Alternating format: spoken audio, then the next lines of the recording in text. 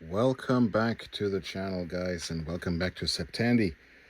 Today we have on the bench one, two Tandy CM-11 screens. A local retro computer enthusiast and friend, Michael, gave those to me for repair. He says this one here has picture issues. There's like apparently a pink tint somewhere on the picture. And he says the other one he believes is okay, but apparently it was thrown. Yup, with a cracked case, and he said he opened it up and found a cracked main board. He never turned it on, and I for sure won't turn it on neither. But he'd like to know if the tube in here can be saved, and or if this tube in here can be adjusted. And on these picture tubes, there's sometimes magnets on them that direct the the electron beam, that direct the electron beam, and you can use them to adjust the color and you adjust the geometry and such things. But sometimes also tubes that are really worn out, they will sometimes just have wrong color and false color, and it's just not fixable. So today we're gonna open this guy here up and see if we can degauss it, or if we can adjust the field amplitude or the field sweep of the electron gun. And if that doesn't work, we're going to see if we can swap the tube from here and there. So before we get started though, remember guys, don't open up a CRT TV unless you know what you're doing. There are dangerous voltages in there, even less family friendly than the power supplies I've been working on recently. So leave this to a trained professional or your local lunatic if you like to continue to live. All right, without further ado, let's get right to it, as Adrian would say. Right, and so before we do anything, we will of course need a computer to drive the screen with, and what would be more appropriate than the Tandy 1000 TX that I featured on the channel recently. So let's plug her in, turn on the screen. Aha, I hear the high voltage. And, ooh, there we go. Apologize for the frame rate. Let's fire her up, shall we? There she is. There's the picture. The RAM test passed. Wheel of Fortune, maybe?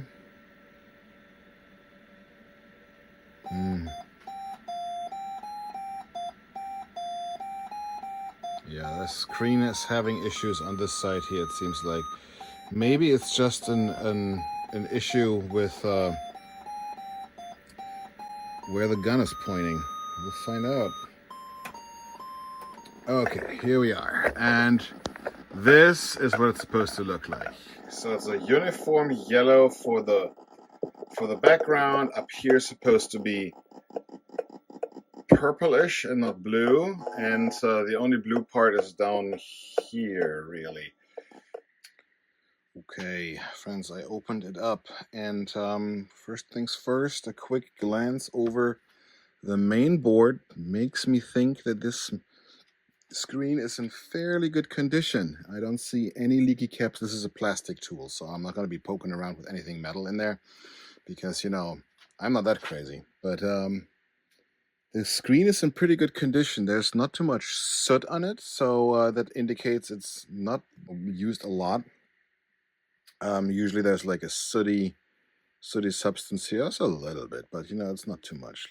Again, don't open up a screen unless you know what you're doing. There are dangerous voltages in there. I mean, and especially here, there can be a residual. The screen is basically a capacitor, and it retains a residual charge for a long time. So if you don't have energizing tool, I recommend you don't open it up. Okay, so looking at this, no capacitor leaked, which is great. Did notice that this is the degaussing coil that is this looks like it's been installed with like freaking zip ties. Is that odd? I've never seen anything like this. But I do notice that here are, look at this. These are some foam pads, and I think the magnets are on the other side. and this one here is loose. So this very well might be our issue. So let's see if I can attach that thing again. There's 3 all over. They're installed at the factory when the person who does the quality check, they install them to optimize the image. Hooked up the screen back to the trusty Tandy 1000 TX, and I opened up the screen so there's like, you know, it's running naked, so to speak. And I used the tool CGA compatibility tester to go through a sweep of pictures here. And we can see clearly there's an issue here in the screen, right? So this is the white, this is the red, this is the blue, I'm sorry, this is the green, and this is the blue.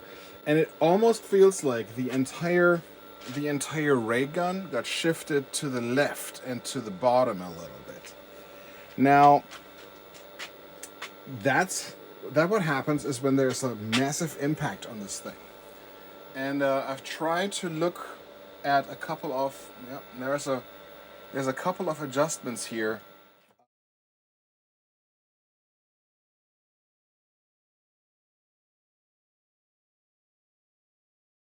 Matt over here. That allow me to adjust the image. So I'm not stupid enough to reach in there, so I'm gonna get my trusty electrician's gloves here and my high performance CRT adjustment tool. I think this is CDAR. I think we're gonna have a permanent bright spot here in this area and a permanent dark spot here, but I'll see what I can do to adjust this the best I can. All right, 1 app purchase later and a lot of adjustment later, I am pretty happy with the result. So blue is clear just under. So let me also turn off the light in here so we can hopefully see a little better. So the screen is much more uniform now, but we do have still a little bit of a spot up here in the corner. And no matter how much I adjust it, it just won't go away. So it's consistent in size in every single color. And the white is nice and uniform, yay. So the way I like to fix it is, well, using this. These are some neodymium magnets, and you can put them, see what happens when I put them in front of the screen? Here you go, see that? So I'm just gonna stick this in a place here in the corner of the screen where it almost goes away. I actually had to get another magnet and use 3 of them because a single one wasn't strong enough and 2 of them was barely strong enough. And 3 of them is a little bit too strong, but 3 of them in the corner here, look at that. Makes it go away. Isn't that great? I mean, it's tiny bit still there, but green is perfect now, blue is perfect now, white is perfect now. My friends, this is great. Now there's one thing we need to test more. So let me X out of here. So let's just check linearity really quick to make sure we didn't screw up the lines, the linearity, and we didn't. The linearity is pretty good. The uniformity is pretty good. Yeah, look at that. Man, this screen is nice. Really nice looking. Okay, so the Moire pattern, I don't know how to pronounce that. Moire pattern looks good. We get a bit of pin cushioning happening here, but I think that's just the way this is going to be. Just going through the color test here real quick and see if the black is nice and black and the white is nice and white. See the range, all combinations of color and background and foreground colors. And here we have black on black, here we have white on white, and here we have black on blue. Look at this. It seems like this is actually all right. It is the next day, and I'm looking to see whether or not the screen still held up, or whether or not it went out of alignment again, or whether or not there's another problem. Turning on the, oh, all right. Turning on the screen looked normal, looked less distorted as when we first turned her on. Let's see, here she goes. Shall we go straight for Wheel of Fortune and see? Or should we go to the test program I've been using? Let's do the test program. The test program is called CGA Comp. CGA Compatibility Suite. Great program. And it's free. So thank you to who made it? Jim Leonard. You are a boss. Thank you, Jim Leonard, for making this program. Let's see here. Monitor. Our biggest problem was uniformity, was it not? And here we are. So, a tiny little bit of bluing over there, which could be because of the magnet that I installed. Let's see what happens if I manipulate it, remove it. It seems good. All right. Oh, look at that. Green is fine. Blue is fine. And intensity is fine too. I would say this screen held up pretty good. Check linearity. There we go. The squares look all roughly the same size. Maybe the top and bottom ones are a bit large, but that's probably because, ooh, that's right. I haven't put some Feta spray in here yet. That's perhaps okay. And finally, we have the multi-burst. Okay, that looks much better. You can see last time we had a little bit of pillowing here, and that is gone now. So that's great. So all over, I would say that this screen is doing just fine. We can put her back together and give her back to my friend Michael. Alright friends, and there you have it. The Tandy 1000 TX is now running the Tandy CM-11 that was fixed. And this is what Wheel of Fortune is supposed to look like, I guess. It's a little bright perhaps. Yeah, the tube still has plenty of brightness in it, as you can see. Wow, so blown out. So yeah, it's this screen I don't think was used much, judging by the soot inside and judging by the general state of it. However, I think after it has its useful life, I think it was abused a little bit, which is, I'm guessing the reason why there was the discoloration was because the entire deflection yoke was knocked to the side and down a little bit.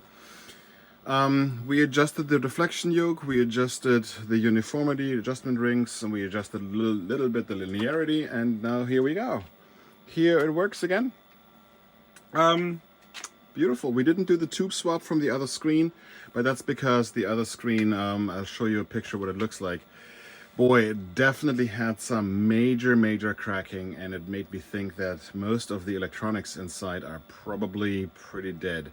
Maybe we can salvage the tube, but well, considering this tube is working just fine and all it needed was a little bit of adjustment, I think this will be a beautiful addition to anyone's collection. So remember to subscribe, like, share if you like this video, and go to retrobytemeister.com if you need anything repaired, restored, or modded. Thanks for watching, and now I get to play a little bit.